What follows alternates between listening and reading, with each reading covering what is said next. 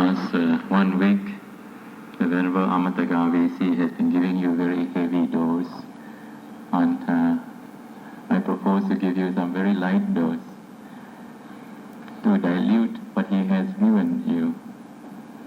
However, I think it is not wise for you to think that since he is not here, you can relax. You should not relax. You should continue, should maintain the effort, even more so. Now, I think that the advice, the instructions that the Venerable has given you, very useful for you to develop your mind. We have seen, although he has indicated to you that we are satisfied with your progress in general, but still there is room for improvement, especially for a good number of you who have not come to see us. I think today we should try to interview everyone. Today, within today and tomorrow, we will try to interview every one of you to see how much progress you have made and where you are stuck. I have observed on a number of occasions how some of you who are quite sincere in your practice, but you tend to come out of your practice and then start to talk to one another. Sometimes you try to exchange your experiences, but please remember this. One of the precautions that we would like all of you to take is, one thing is, whatever experiences that you have, you should not try to communicate with others. Don't try to compare your experiences with one another. And also, some of you may have attained to certain levels of development, but also it is best that as instructors are here, it is best that you channel those who wish to seek instruction to the proper instructors, and don't try to give instructions on your own, because individuals have different individuals have different tendencies, have different backgrounds, and so what you experience, another person may not experience. And in all your enthusiasm, we have seen this in the past, in other retreats, how some people, after they have practiced for some time, in all their enthusiasm, it also happened to us. In all our enthusiasm, we go on and tell people, oh, this things. Later on, after having more experience with many people, then we realize that the instruction is meant for certain groups, certain kind of persons, right? So sometimes we give you certain instruction, and another person may receive another kind of instruction. Sometimes we may tell you to stay in your absorption for a longer period of time. Another one we say just do a few minutes and then go on. It depends on your state of mind and how we see that you are able to develop. Understand? So, on the basis of what you have been instructed, do not be too enthusiastic to tell others what to do. Right? Please direct them to come and see us. We have allocated certain times, and we will try also to make other times available to you. So, also, the mindfulness in a retreat. Strictly speaking, when we attend a retreat, a meditation retreat, one of the most important things to maintain is the noble silence. Noble silence. Something which a number of you have broken. And I think you would by now realize, when you break that noble silence, it may be difficult for you to maintain your samadhi. You develop your samadhi for a little while and you go and chit-chat with another person to tell whatever experiences, whatever you have, and then you try to sit again, you cannot enter. That is what you should try. Those of you who are developing, who are still developing samadhi, trying to get into absorption, should try to maintain the continuity of your mindfulness. Maintain your mindfulness throughout the day. Not only throughout the day, but also from the night, from morning to night and night, making a firm resolve and sleeping mindfully so that the next day you continue with your practice again. Then there is continuity of mindfulness. When there is continuity of mindfulness, then your samadhi, you can build up your samadhi easily. You are given the object of meditation. For those of you who are still doing samadhi, then you're given the object of meditation to watch your breath just above your upper lip. Then do that. And some people have been experiencing that when you try to observe your breath, your attention goes up around the forehead, between your eyebrow, and so on. And from what we learn, and from what the experience that we have with some other people, and they find this area, the area above your forehead, just around your forehead, in between your eyebrow and just above it, that area is a very sensitive spot. There are nerves crisscrossing those areas. So, but this area is relatively free from nerves, spots. So sometimes when you cannot feel the breath, your mind tends to go up to another place, another area, another spot where your breath can be felt. But the thing is this, if you go on to develop that spot, then you arouse certain nerves, and then if you are not able to control that, if your mind is not able to control, then your practice would be interfered. And that is why we discourage people from taking their minds up to any other spots in any part of your body.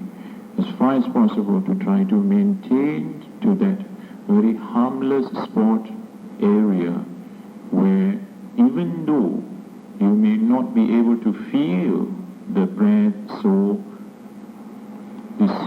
conspicuously, after all, you are not going to cling on, you're not going to merely observe the sensation, but you're going to develop your mindfulness on breathing in and breathing out. That is, you have the awareness of in and out breath. Right? So, try to keep to the instructions.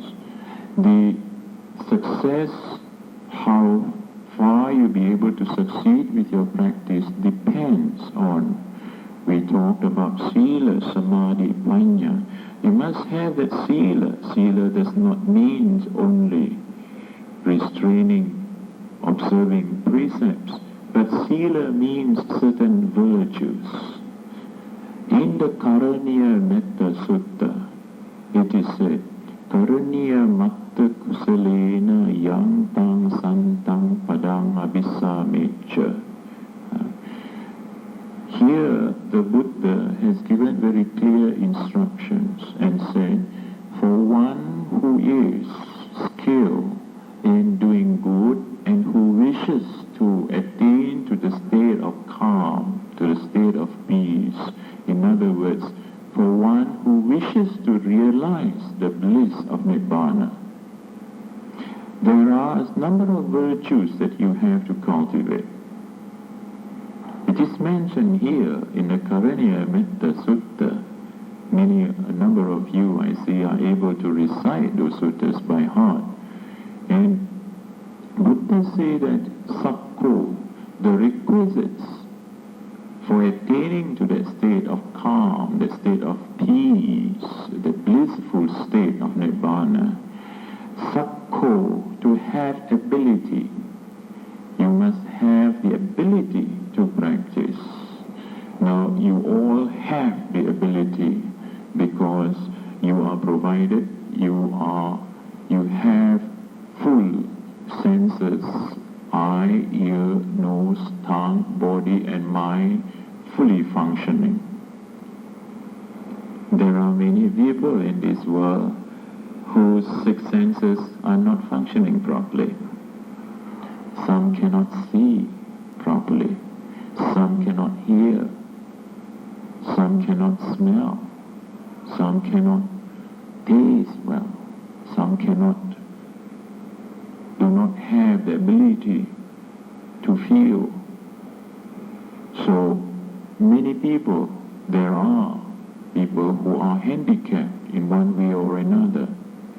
The fact that you have these abilities, you are equipped with the senses, sense bases, and fully equipped, functioning, that means to say you have, because your body, what you possess now, it is your karma.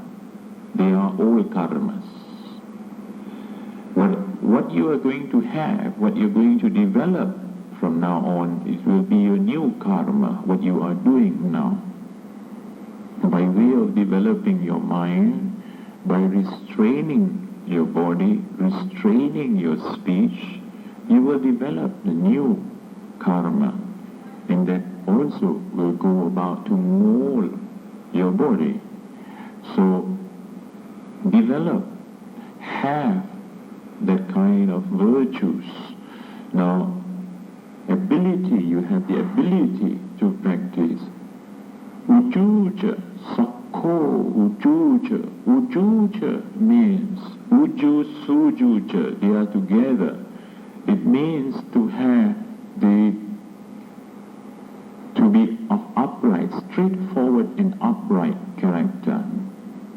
That means in your development, you do not behave in a hypocritical manner. Sometimes you see the master around, quickly,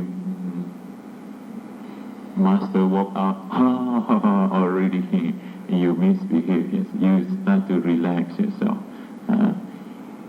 But when others come in, you pretend. That is not. That is what you call being hypocritical. You are not bluffing others, you are bluffing yourself.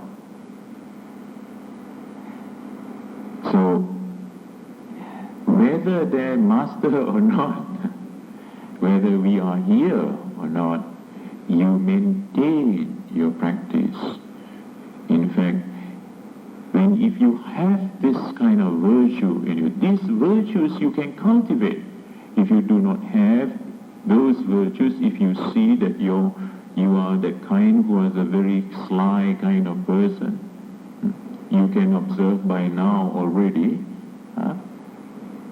you can yourself analyze.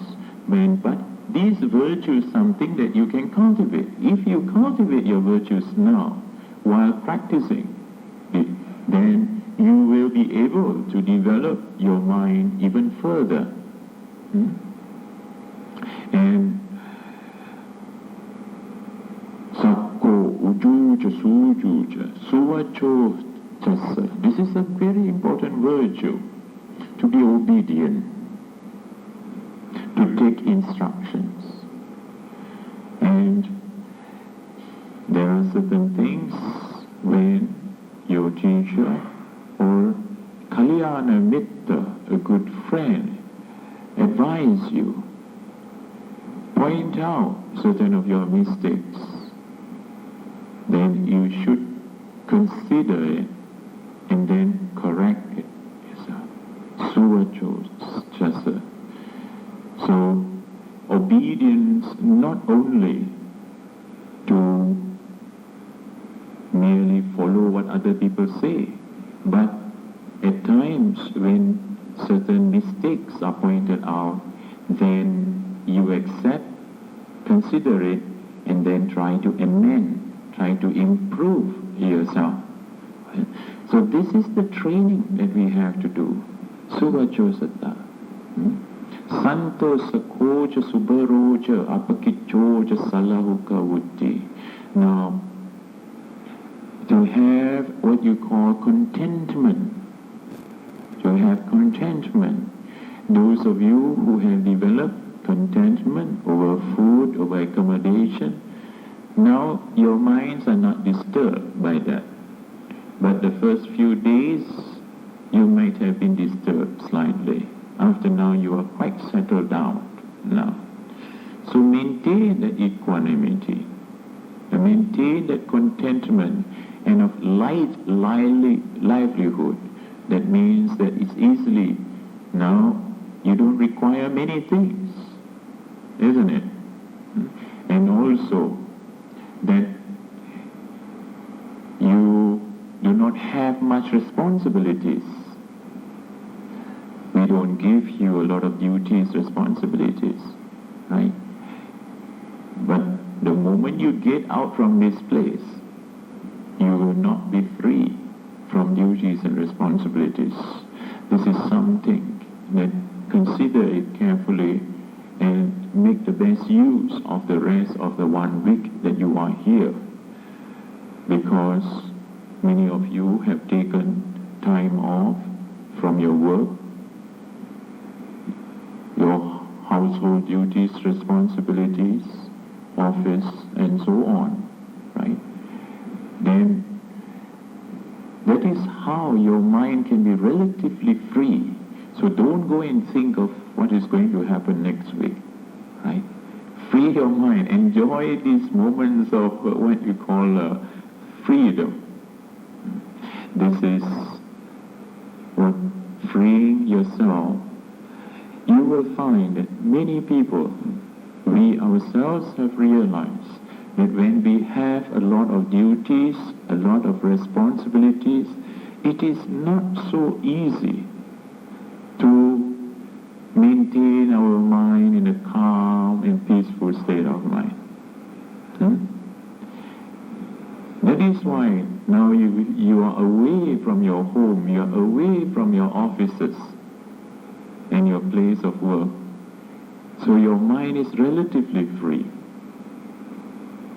Apakichoja, a few duties, responsibilities. However, you still have certain duties. You still have certain responsibilities. What are your duties and responsibilities? The very first day we told you to try to maintain this place clean, and the shrine and your dormitory and the staircase, everything clean. These are certain duties, responsibilities.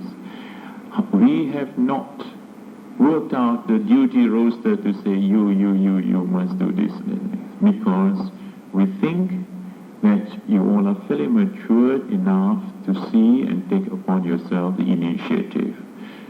That those who are able to practice, those who are able to develop, then let them develop. If any time you feel a bit restless, your mind feel a bit restless, a bit gross, not able to get into the finer concentration, then you do it. Take the initiative to clean up a little bit. Do it mindfully. Do it mindfully. And then when you do mindfully, then you'll be able to get into. So there are some times, if your mind is a bit gross, right, then take to do some work.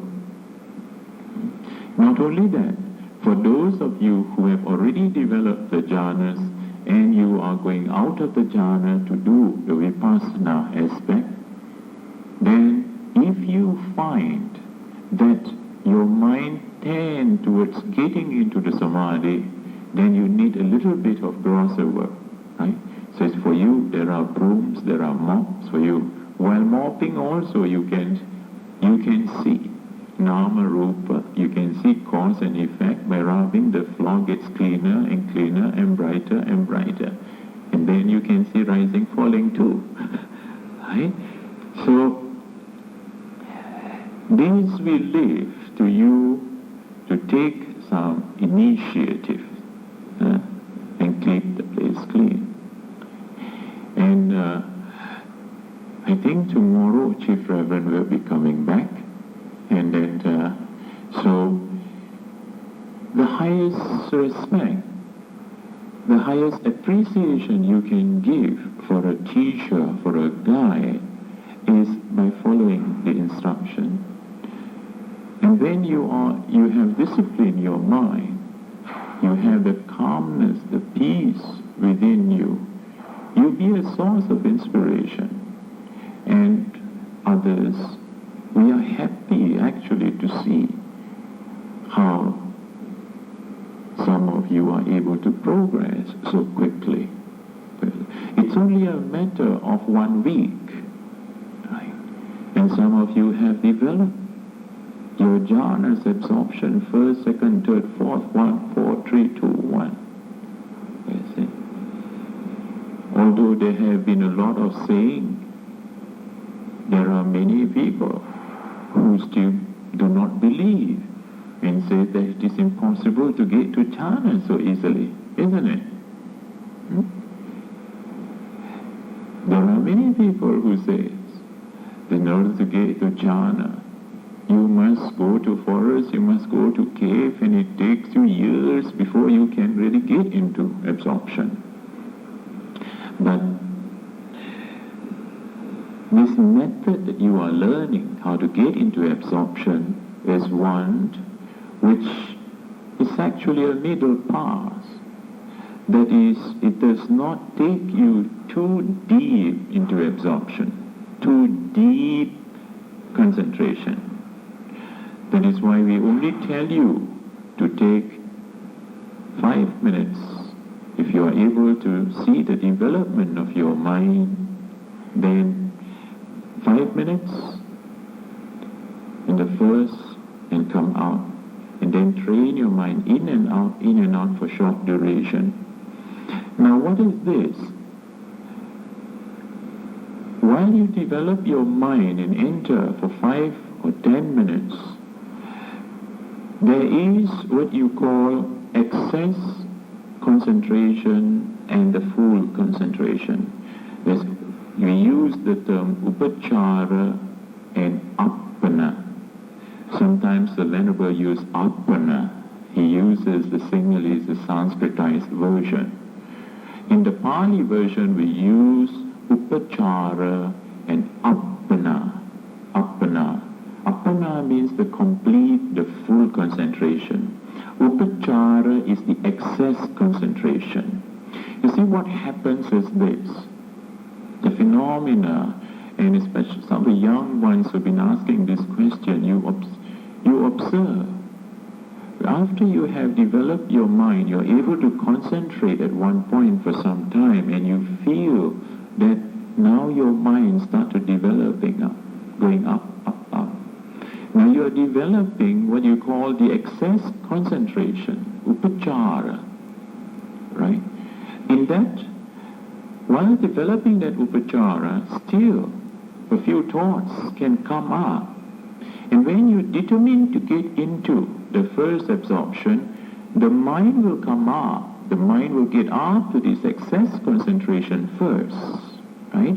Upachara, excess concentration, and then you feel You feel the stillness, the kind of plateau or stillness, a calmness.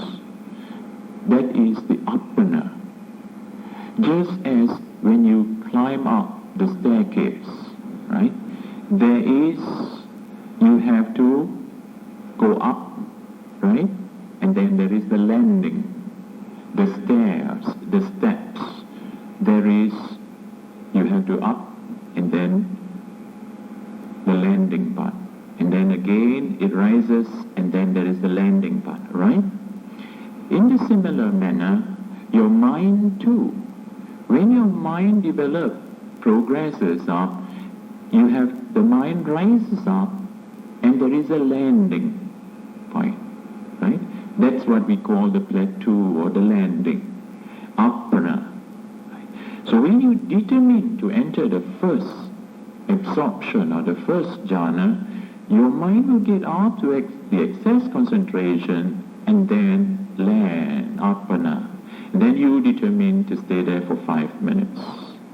Now don't think that when you determine 5 minutes that your mind is going to stay there all the time. Because in the beginning your mind will tend to get in and come out to the upachara. Get in and come out to upachara. So as such, still you may have a few thoughts. So the full characteristics of jhana or absorption, you may not experience the full characteristics of them. However, you will find when you develop and enter the first absorption, then you will experience the painful sensation or the tension which you have developed after sitting for half an hour or 45 minutes. Now begin to ease out. Begin to ease out. That means you are able now to control.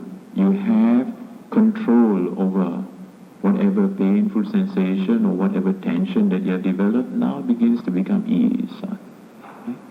So you have, then that is one aspect. That is the aspect of what we call sukham. We use the word sukham. You say happiness, but really you may think sukham, I must be very happy like that. No, sukham is ease. There are two kinds, kaya sukham and chitta sukham. Kaya sukham refers to bodily ease. That means your body becomes very relaxed and is at ease. Then chitta sukham, your mind too become at ease now. Fewer thoughts disturbing you. So after you enter the first jhana and you learn to get in and out of the jhana, it's just like climbing up the stairs, upachara and arpana. Then from the arpana you come out to the upachara and come down. Then after that you come up to the first and stay longer in the first. It is from the first jhana that you should make the determination to get into the second absorption. It is in the first jhana, when you come out of the first jhana, in the upachara, you make the determination, just as you get out. Because if you get deep into the first jhana, people who practice real jhana for the sake of jhana, they will get deep into the absorption. They have no feeling. They have no thoughts already. You see? So the full characteristics they can experience if you get into the depth of the jhana. But we are not interested. This method that the Venerable teaches us is that we do not practice samatha for the sake of developing jhanas alone. It's to develop the mind just sufficiently to have control over it. once we have the control, we divert the calmness, we divert the tranquility in order to develop insight, the vipassana aspect, vipassana practice. So, even after the second jhana, you may say that your mind goes up to second, and then some of you may still experience a few thoughts there. Then it is because that your mind, you have not gone deep into the second yet. So you may still experience a little bit. Even after the third, although we tell you the third jhana, your mind goes out of your body. Right? But some of you who goes into the third and you still feel. Some of you who says you still feel part of your body and feel some feeling also. If you want to experience that, you stay a little bit longer, 10 to 15 minutes, not too long. And once you're able to develop and go in for a longer period of time, you will not be able to feel your body when you are in the third.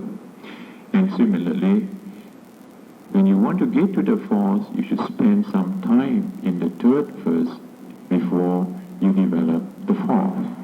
The third and the fourth being very close together. So, do not worry, take your time, but at the same time, the middle path approach is not to procrastinate, because we never know what is going to happen tomorrow. The program may change. Day by day, I am sure some of you says, while you're practicing in your mind, you says, tomorrow I'll practice harder. Right? Today, now I'm tired, I'll take some rest. Tomorrow I'll practice hard.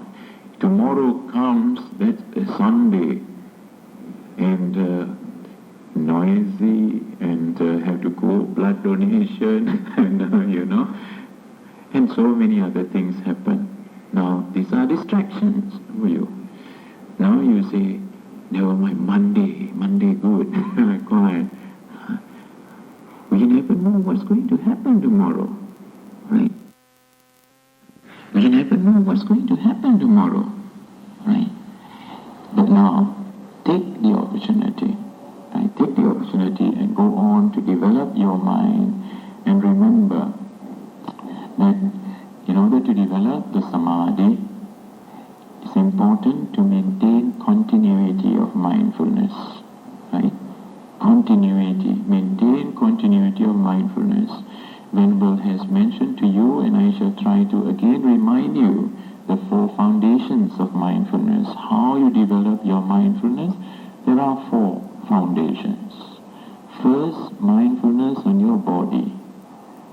Then mindfulness on feelings, mindfulness on your mind or thoughts, and mindfulness on Dhamma, or the developments that taken place in you. The first, mindfulness on the body, refers to there are 6 aspects by which you will be able to develop mindfulness on your body. The first aspect is called mindfulness on breathing in and breathing out. That is what you are doing. Mindfulness on the body, the breath body. The second aspect of mindfulness is to be mindful of your body posture.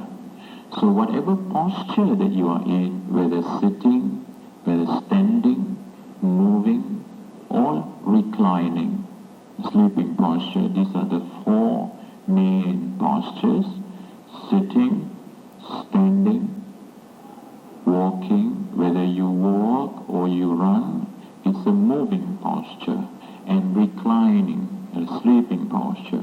These are the 4 postures. Do so mindfully. Then, the next aspect of mindfulness on the body is development of clear comprehension of bodily activities. That means to say, whatever function, whatever activities you perform, in your body performs, you are clearly aware, you are mindful of it. Now, even by way of stretching your body, if you feel now your body has slumped down and you wish to straighten up, be very mindful. When you straighten up your body, mindful. When you want to stretch your hand or stretch your leg, mindful. You have that awareness of it, right? And if there is some noise or some things that attraction that your mind gets diverted, you want to look sideways, you are aware, turning, looking frontwards, looking sideways, you are aware of that. And when you're eating, you're mindful of eating. Still, I do not know how many of you actually practice the contemplation on taking food, or maybe you just recite after the Venerable recite, you recite and after that totally forget everything. The moment you see the food, reflect, these foods are just elements. They are basic elements, that's all. Combination of those basic elements of earth element, water, heat, and wind element. The combination of that, no matter what color or what smell, right? They are just elements. And your body is also made up of elements. Now think these elements and these elements, let that be in harmony, my body, so that I can maintain my health. I eat for the purpose of maintaining health so that I can carry on with my practice. That's it. And then eat also with one more thing, is that out of gratitude and having metta or loving kindness, compassion for others. Right? So all those people that are serving, that have come to offer, you give metta, loving kindness. When we were practicing, I had spent many years, when we eat, we never forget. First and foremost, we think of the Buddha, the Dhamma, and the Sangha.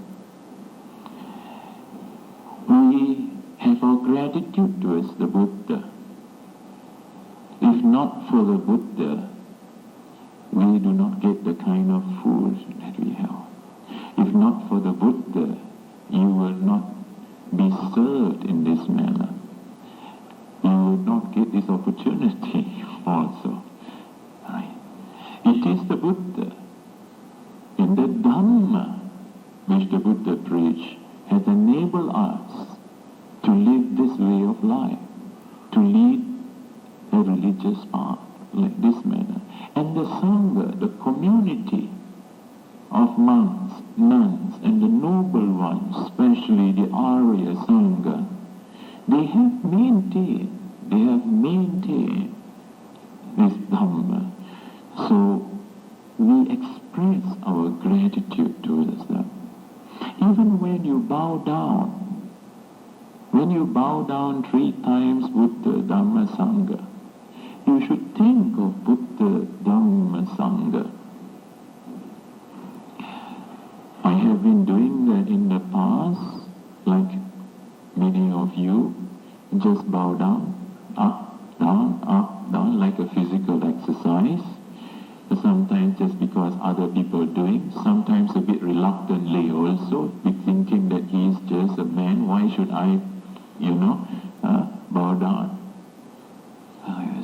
Anyway, you do that, but your mind is not, you are not doing it sincerely, wholeheartedly. The next time you do, try to do it mindfully, meaningfully. When you bow down first time, think of the Buddha. Think of one, a great master, a great teacher who has totally purified himself, who is totally awakened, who is fully awakened. That's what you call a Samma Sambuddha. We pay our homage, pay our reverence.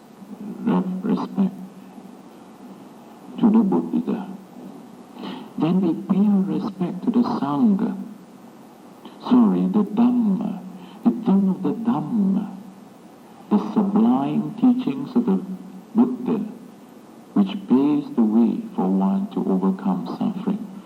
And then as we pay our respect, we think, may we be able to realize this Dhamma so that we'll be free from suffering, free from bondage.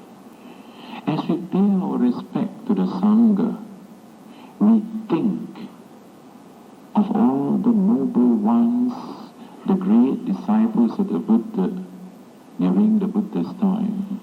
You may not remember them, but certainly you would have heard the names of Sariputta, Moggallana, Ananda, Kassapa, Revata, and so on. Whichever names that you are able to remember, you can recall them. And those of you who have heard stories of the disciples of the Buddha and think of them, they are the noble ones of the past. There are the noble ones of the present and noble ones of the future too. Pay your homage, pay your respect to them. And that you make the firm have the wish, have the aspiration that you will be able to be guided. You have the opportunity to meet, to associate, and to be guided by them. I did this some years ago. After I started to bow down slower, more slowly, then I started to think, why do I bow down? Why do people bow down like that? Then the master says, oh, you bow down to Buddha, Dhamma, Sangha. Then first we learn only the words, Namo Buddhaya, Namo Dhammaya, Namo Sanghaya. Or there are some other words that goes with it. And later on, we realize, and you try to realize and do it yourself mindfully. And then as you do, as you think, and you pay your respect to the Sangha, the noble ones, and if you make the strong aspiration to be guided by the noble ones, you will have the opportunity to meet, to associate with them. Understand? Do these actions mindfully and it will give you inspiration. Then make your determination. Why the training of bowing down as you come into the hall, before you sit down, bow down. If you want to get out, if you have to get out, either during the talk or after the talk, again you bow down 3 times. And after bowing down, you take a resolution.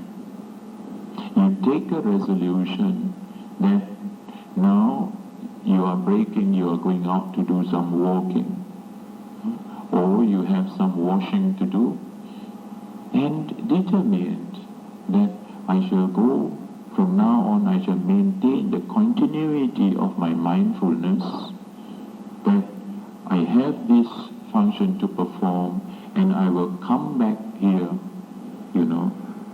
after performing this function, after going to walk for some time, I'll come back to continue with my practice, develop my mindfulness, or develop whatever your absorption.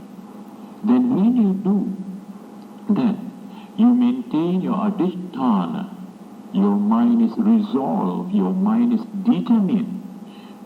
From the time you sit down, you determine to sit down. Remember the Buddha, the adhisthana with the Buddha had taken. The Buddha, after his practice, towards the last days of his enlightenment, when he was sitting under the Bodhi tree, when he sat under the Bodhi tree, before he sat down, he took a resolution, right? What was the resolution that he took? He said, let this body of mine, let my flesh wither away, let my blood dry up. I will not get up from this seat until I realize the truth. Can you do that? Those behind you, those who find after sitting for 5, 10, 15 minutes painful, immediately you want to get up. Remember, you are one who have taken refuge in the Buddha, the Dhamma and the Sangha. You are called Samanera. Especially the novices, you are called Samanera. Samana, Samanera. Nera means son. Son or Samana. You are Buddha's son now. So, you must behave and take upon that. So, make this determination. Of course, we don't expect you to make that determination to sit down until you realize the truth.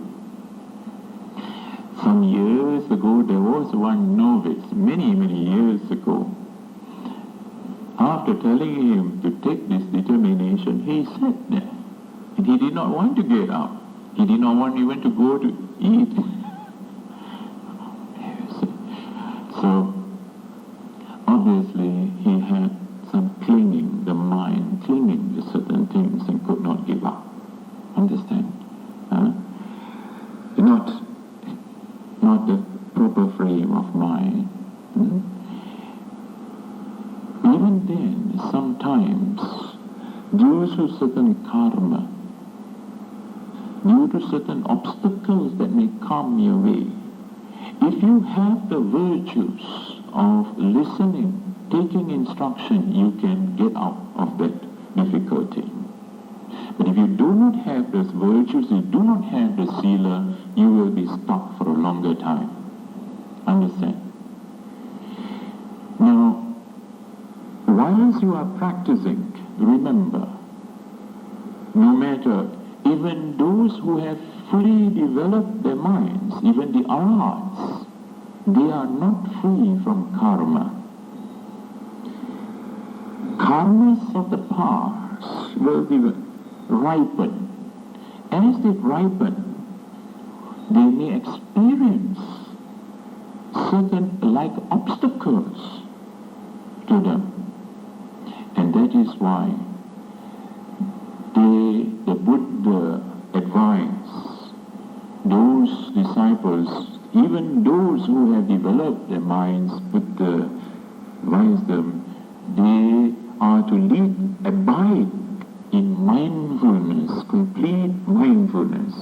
Sometimes the mindfulness may not be strong. If you cannot realize the truth, then we must again observe what are the obstacles, what are the things that hindering you.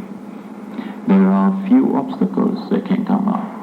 Either you have taken some vows in the past, either some of your past practices are disturbing you, interfering your practice, or you might have taken certain vows in the past. And these vows are obstructing your path. If you have a sincere path, if you have the sincere determination to realize Nibbana, if now you have the thought in your mind that you wish to realize the bliss of Nibbana, and after practicing you find certain obstacles, great obstacles in that, then this is important, because sometimes when you find that in the past I have been developing with various different methods. And while I was doing this one method, the past methods come to obstruct. Right? When I was walking, my mind still was, I was doing left and right, uplifting, for placing and so on. Observing that. My mind was labeling.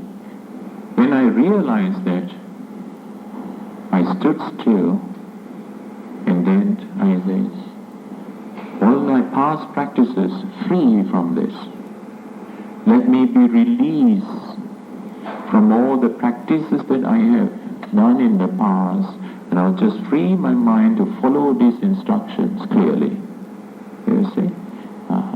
Then the mind then now the mind is free from that. If you have, now after you have realized that this is the straight path in which you can practice and overcome suffering, now if you take the decision to overcome suffering, then you make the determination, whatever resolution, whatever vows that you have made in the past, that you be released from these vows. Understand? Now we have seen a number of people, a few people, who, without having properly developed control of their mind, they have developed a lot of compassion. And when they have compassion for others, they determine they determine to take the suffering of others, and then they give the suffering. I've seen some, when doctors cannot diagnose their disease, the suffering, they just get some real problem, because they determine to take the suffering of others, and they do not know how to give out. So, and sometimes those people who take these sufferings of others, then certain beings cling on to them. So until such time they determine to release them. And when you determine to release them, then when they go out, you feel free. But you feel fairly tired also because they are bound onto you for some time. Right? So this is where the path we do is one of wisdom. Have compassion. When you develop your mind, when you have right understanding, right thoughts, you naturally have the compassion on this. But if you want to help others, make sure you have the ability to help yourself first, right? Before you go on wanting to help others. You see?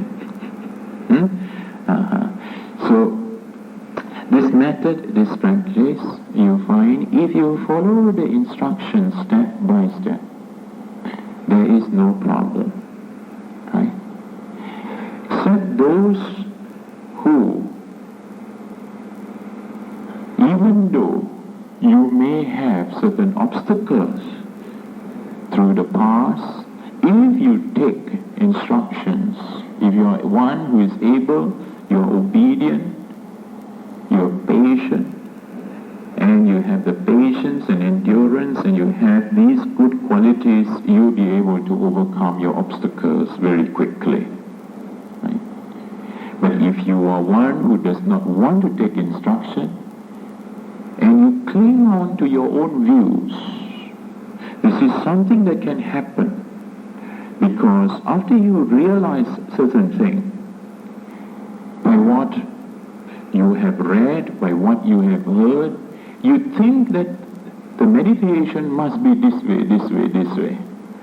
You might have heard about certain practice and you think it must be like way. Your mind must be developed in this manner. You cling on to this view.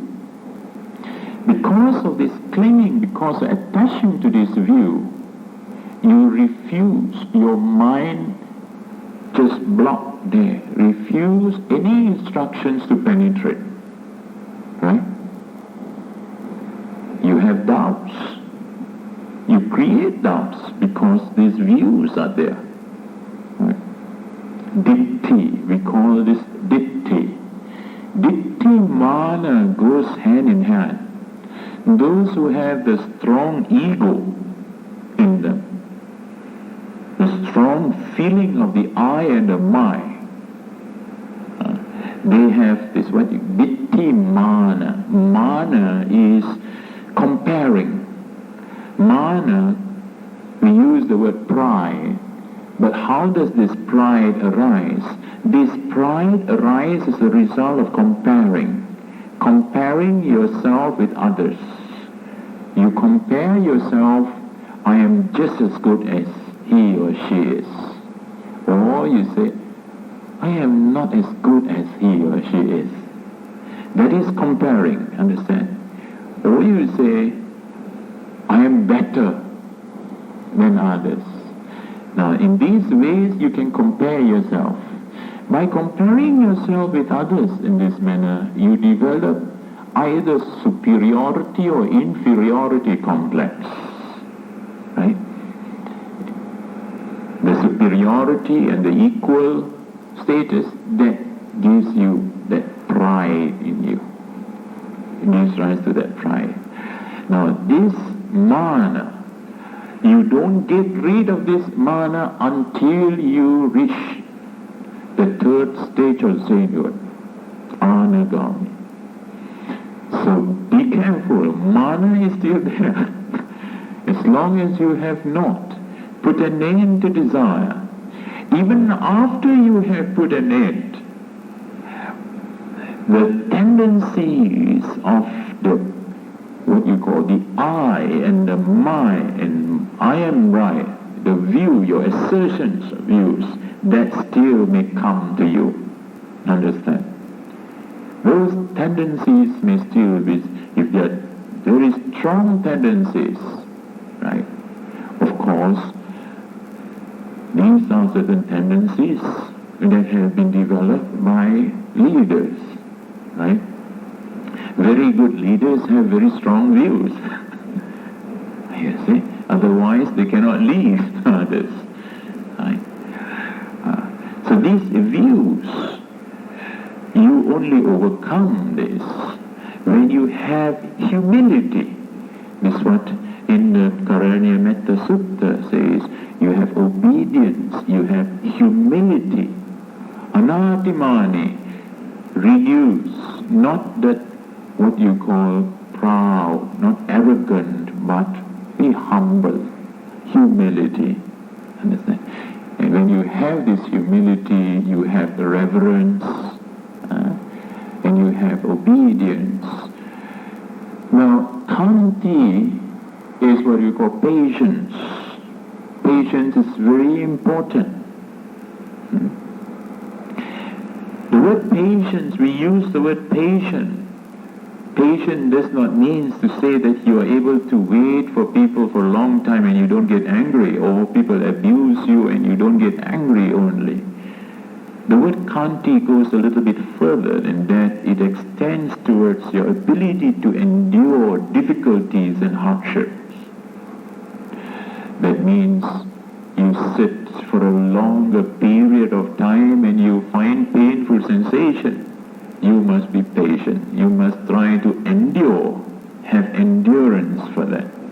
No? So this endurance sometimes you find, you observe in the morning it's nice and cool, but when it gets in the afternoon you start sweating and you get a little bit upset. Observe that by way of, this is another element of the body. There is another aspect of observing your body, that is the four elements. What are the four elements? Patavi, Apo, Tejo, Vayu. Patavi is the earth element of the body. Apo is the water element. Tejo is the fire or the heat element. And Vayu is the wind element. Now when you develop your mindfulness on the body, sometimes you will now start to become conscious of certain heat elements. Sometimes you see certain heat in this part, that part of the body. Just observe it as heat element now. Now you are more conscious of it, you see it as heat element. If you observe it cold, it's also heat element. Less heat means cold. More heat means hot. You see. And if there's water coming out, if you're perspiring a bit more, that's water element. Don't create any Just be aware of it, and if you know it's water element, it's just water element. Don't make a very big fuss over it. Oh, sticky, very uncomfortable, and must go and change. No, it's just water element. That's all there. Water coming out. That's it. One girl observed in Sri Lanka when she was practicing, and when she started to pitch her vipassana samadhi to a high level, she suddenly realized, after having got to answer the call of nature and going to urinate and answer call of nature, suddenly she comes out and she realized, this is a big burden. She realized a big burden, having to go to toilet so many times a day.